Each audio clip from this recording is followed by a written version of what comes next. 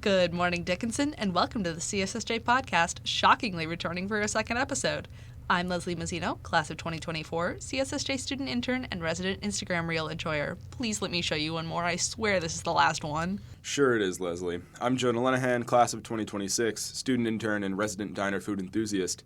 The menu is huge and somehow every dish tastes a little bit the same, and that makes me feel safe. Speaking of comfort food, Leslie, how was your Thanksgiving? Oh, it was wonderful, Jonah. I feel so refreshed. A full week would have been nice. Thanks, Student Senate. Katerina, don't bite the hand that feeds you. Hey, I'm the president, Jonah. I can bite whosever hand I want. Leslie, help. Katerina's scaring me again. Jonah, Katerina, we have an episode to do. Is this what Cody would want? Is he gonna like this? No. Cody lets me do whatever I want. Katerina. Okay, fine. No. Great. I'm so thankful for you all. Since we're all done reminiscing about our brief freedom, we want to thank Dickinson for allowing this ragtag bunch of Landis House squatters to produce a podcast. Thank you, Dickinson. Anyway, Jonah, do you have an interview for us today? Yes, Leslie, I do. Today we are joined by former Dickinson professor, Orthodox Christian Fellowship chaplain, and wise guy, Father Ted Pulcini. He's going to give us the rundown on everything from Orthodox identity on campus and diversity of thought in the church to the study of religion and his personal story. We're looking forward to all of that. But first, we'd like to check up on Molly, who's joining us from the great beyond. Molly, do you copy?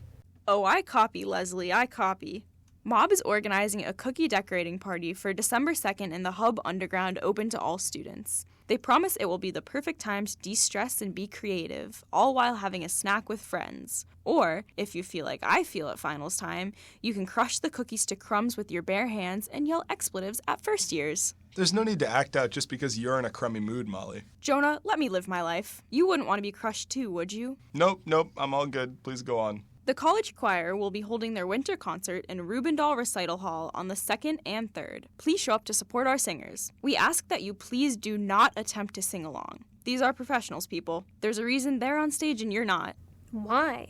I'm sorry. How come they get to go on stage and I don't, Molly? Oh, hey, Katerina, I'm sure you're very, very talented, and I don't want to put you down. I was just saying that the choir kids have practiced all semester. Some of us don't need practice. Some of us have talent. Molly, go on. Okay. The Womanist Collective House is hosting a hot cocoa social on December 4th. Pop in, get warm, have a sweet treat, and meet some friends. And for all you tongue burners out there, you're out of luck. Sit out in the cold and have some chocolate milk or something. I don't understand you guys. I'm just a bad judge of temperature. Why do drinks always feel so much cooler on my hands around the cup than they do when I take a sip? I will not justify that with a response. As always, these events can be found with more detail on Engaged. We hope to see you there. And now for our interview.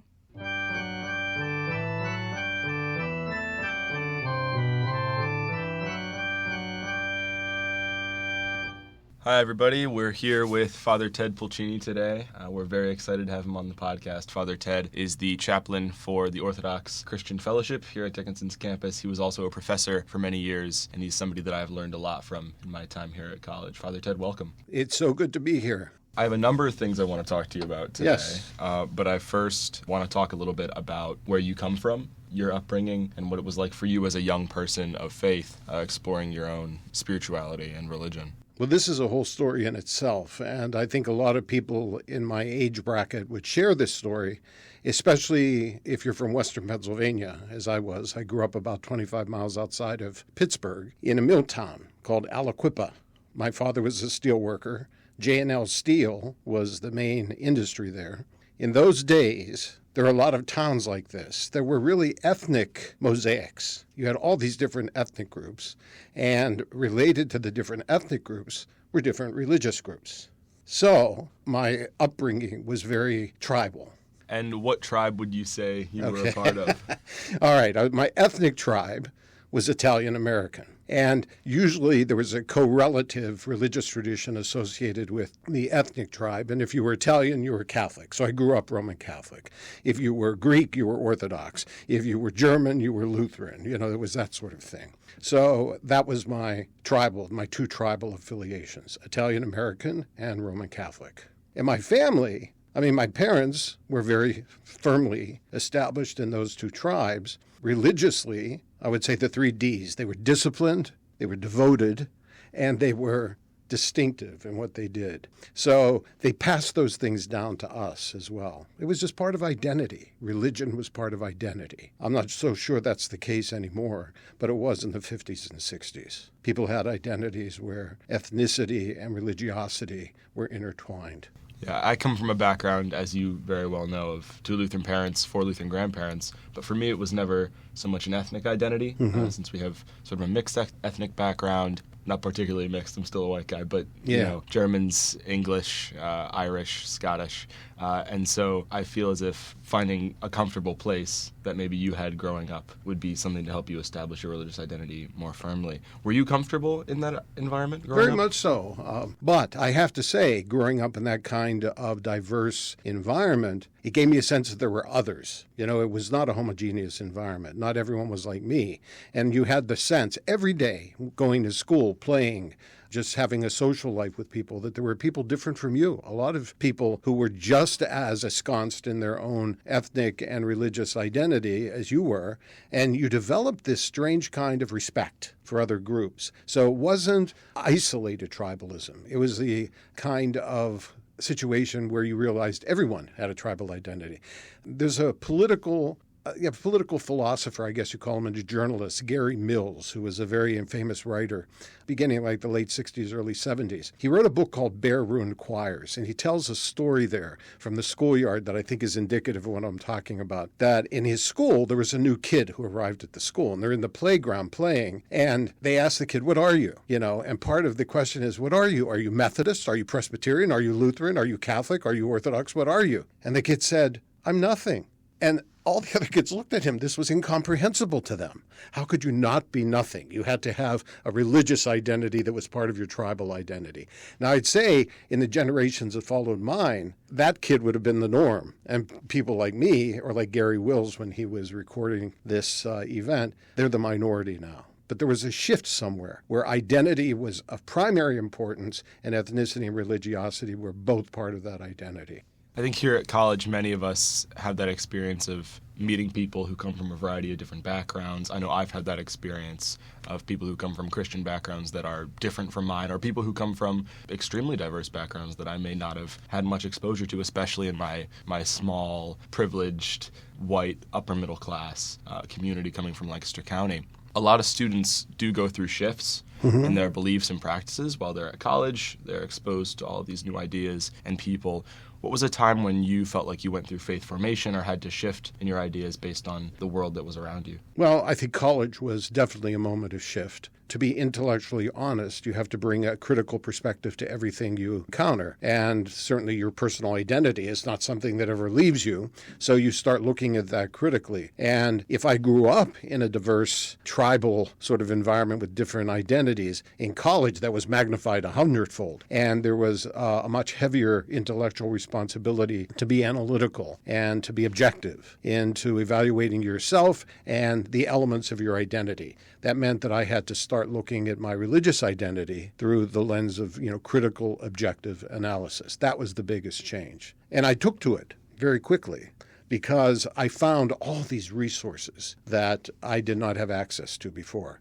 Language, for instance. I think even for ethnic and for religious identity, language is of central importance. And to be able to be in an environment where the study of languages and history was right at your fingertips. You could do it constantly, and you could do it in great depth. So that was the big shift. And I would say I had to come to a new understanding of religion, both in a general sense of a phenomenon out there and something in myself. I had to come to a new stance of that in a much more nuanced, intellectually rigorous way. That was a big shift.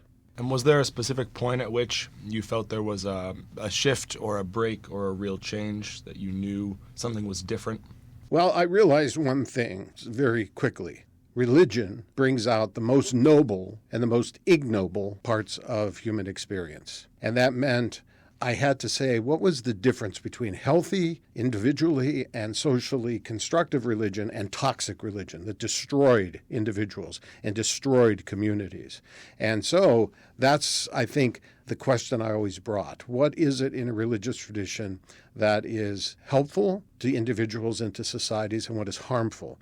And I discovered one thing right away. And that is, there are some people who didn't want to do that kind of objective analysis of religion. It was sort of like their ideological identity, and they just wanted to keep it pure and isolated from all intellectual investigation.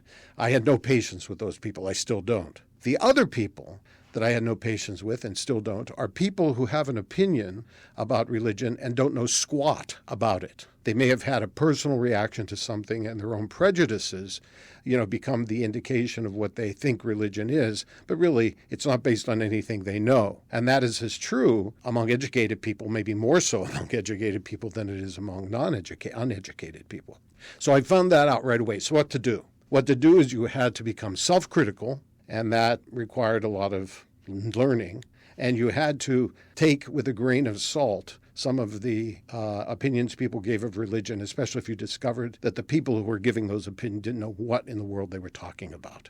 That reminds me a lot of the interview that we had on the last episode with Ezra Sonkrant talking about anti-theism and finally having some intellectual curiosity and maybe even some empathy to sort of discover, okay, maybe the way that I've been viewing religion or religious people is off base. But I think there's absolutely, as Ezra brought up, there is harmful religion. Absolutely. There are people who will twist things and they will use things to their own advantage. Just listen to some interviews with politicians. They're experts at taking religious symbols, religious tropes, religious practices, religious loyalties, and distorting them for ideologically what I would consider to be dishonest purposes.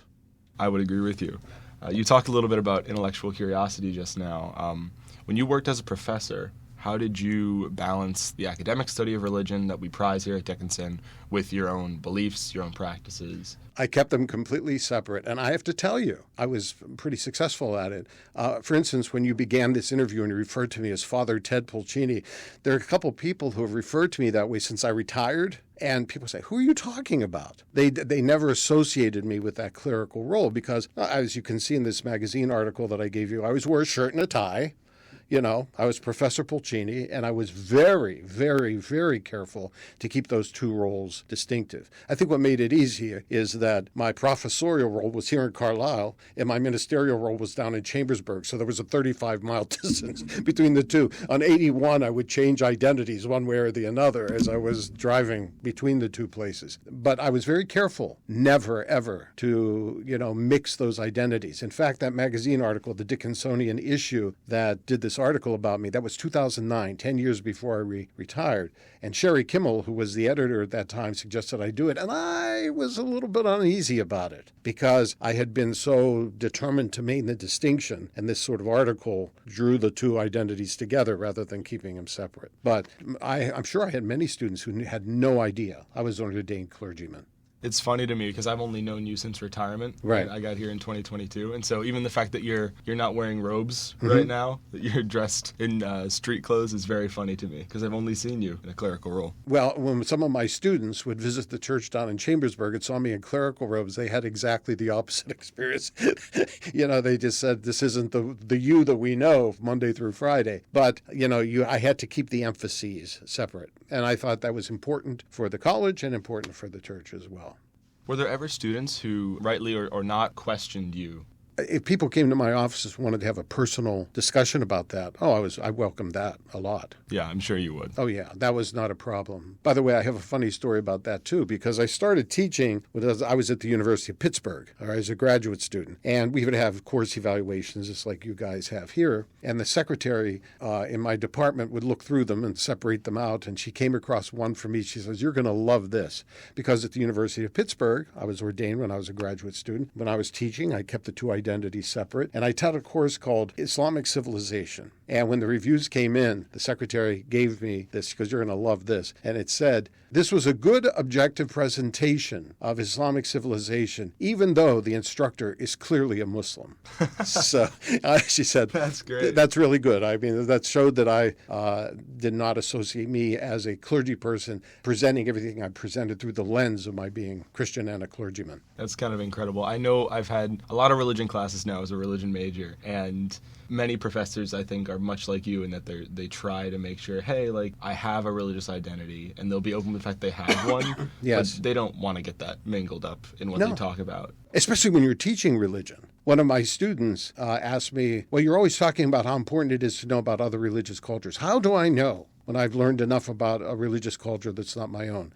And I told them, whenever you see the beauty that's in that other tradition, then you know you've arrived at a point of real appreciation, rather than you just see something that's different from what you believe and therefore discredit it. Never assume that people of other religious traditions, if they're not toxic religious traditions, don't assume that people who are adherents to those traditions are stupid because they don't believe as you do. When you see the beauty of what they believe, then you've come to an understanding of what it means to do the academic study of religion. There's a distinction in the academic study of religion, emic versus edic. In other words, the emic perspective is the internal one. The edic one is one from outside. As a scholar, you have to maintain an edic perspective, but to come to a good perspective, you have to understand the emic perspective as well. Yeah, I think that's something that we try to do in a lot of our classes in the religion department, and I know that I personally have enjoyed looking for the beauty in other traditions, and I hope that's something more broadly at Dickinson that we're trying to do as a student body. You've spent a lot of time with a lot of people who are younger than you in successive generations, teaching in conversation. Almost everyone's younger than me now. This is a great thing. That can be good, because you're a teaching influence, Yeah. right? You have been on me. And this is a big question that I have for you. It's something I think about a lot. How do you see your church and maybe churches more broadly in the United States changing in the next few years, or at least how have they changed in your time? Wow, this is a great question. And I think it's one that maybe you want to examine, in future podcasts and articles that you do. I would say, okay, here's the red flag I see with religious traditions today. When I was growing up, and in my generation, I think the idea was your basic moral perspective, your basic philosophy of life came from your upbringing, and that included your religion. And then your politics that you developed later in life, your business politics, your national and international stances on various issues, were formed by your religious morality. All right. In other words, you brought your identity and you began to interpret what your stance was in these secular arenas on the basis of that. I see the exact opposite happening now. I see a lot of people have as their primary view their political ideology, their political stances, what they espouse as sort of the view that should be in the secular world. And then they look for religion, a religious tradition that will sacralize that political stance. In other words, if they're right-wing politically, they tend to look for a very conservative religious tradition. If they're left-wing politically, they tend to look for a very liberal religious tradition. Religion becomes a sacralization of secular ideology. I consider that to be a real danger, because it means then you're assuming that people in a religious tradition are all of the same stripe in terms of their political worldviews.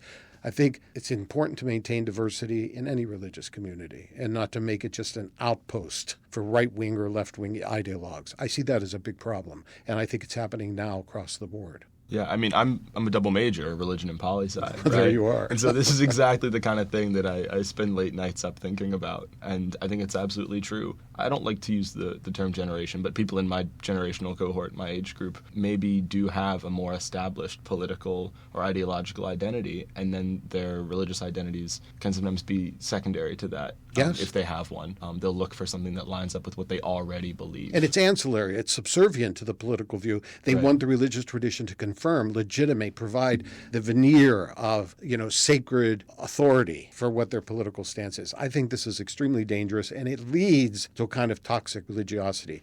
I'm writing an article now for a group in my archdiocese, and I warn priests against what I call contra-conversion.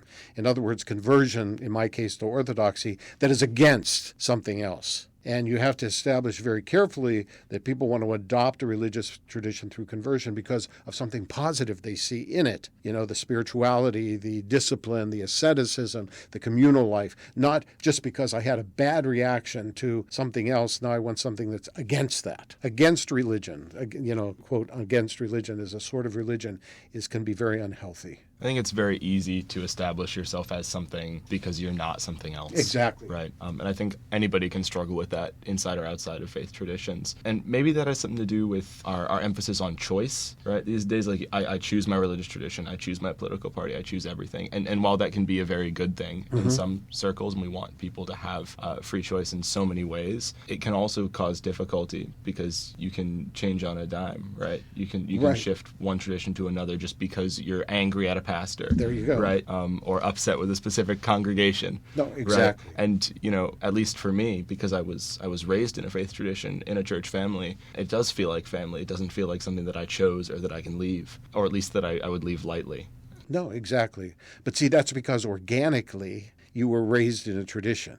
I think you would agree that in your age group, a lot of people were not organically raised in any religious tradition. Yeah, that story you told earlier about the kiddo in the schoolyard who was nothing, I have a personal connection to that. One of my best friends in kindergarten, we were sitting on the floor, and I don't know how it came up. We're little kids. I don't know how this possibly got brought up in class, but it had something to do with going to church. And he said, "Oh yeah, I don't believe in God." Mm-hmm. And I was shocked that there's this 5-year-old kid who doesn't believe in God, because to me, even at that age, God was just a reality. Like, I went to church every Sunday. My dad's a pastor, right? There are people now, more and more frequently, who are raised as nuns.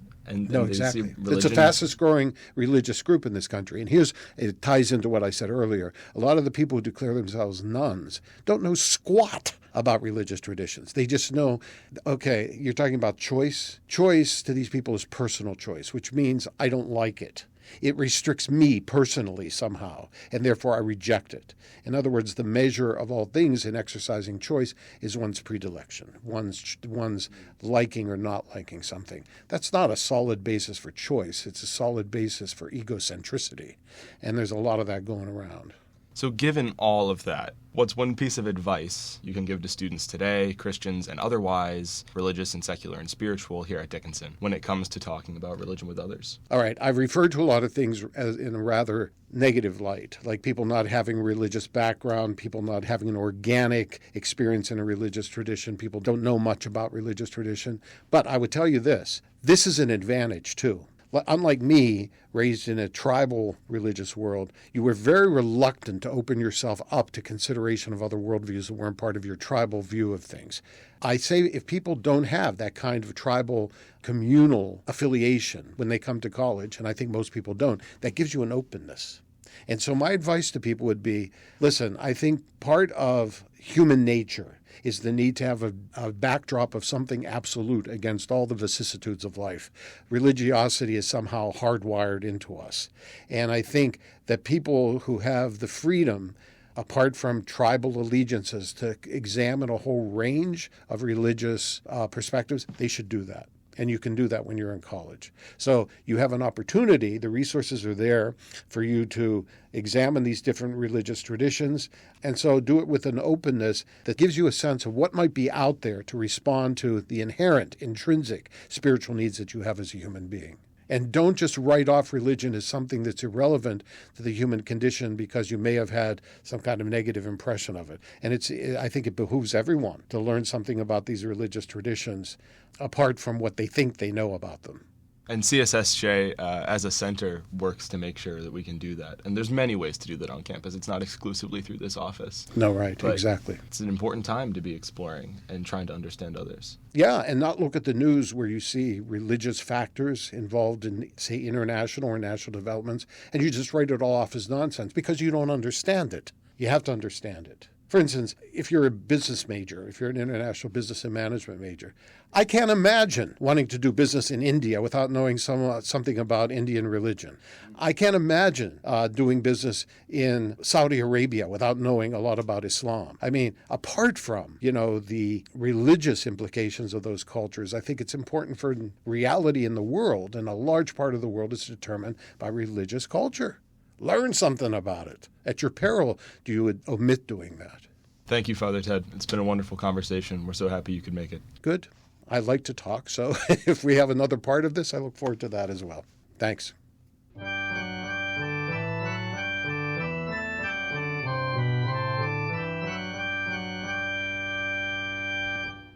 What a wonderful interview, Jonah. I could listen to Father Ted all day. And in addition to the interview, it seems you have another piece of work for me to look at this week. Let's talk about your newsletter article.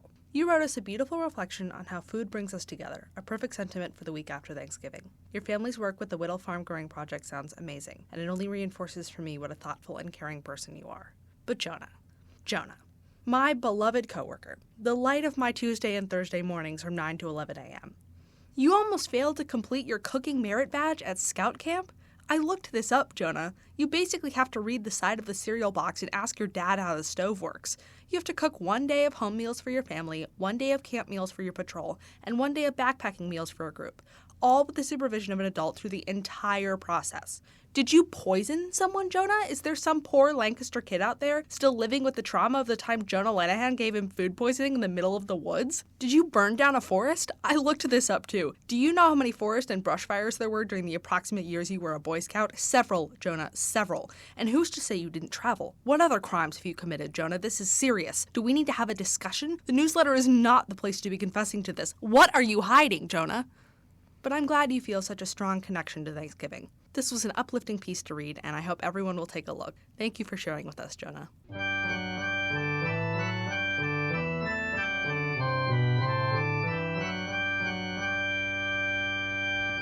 There are no major upcoming DEI events this week, but if you're like me and want to stay connected to the campus groups, please check Engage to see what there is to be involved in.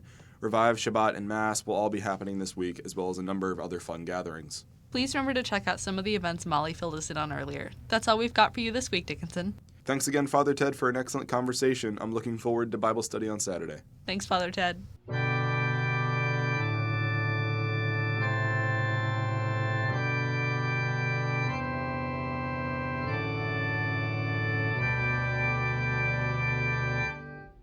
And now, a message from the director of the Center for Spirituality and Social Justice.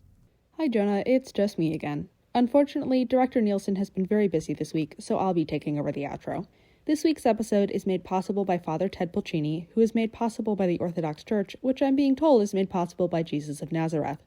I'd like to thank Jonah, raised on NPR Lenahan, for his interviewing skills, Molly, sassier than usual Gun, for her events rundown, and myself, I don't have to read this insult because I'm reading the outro, for my hosting and editing talent.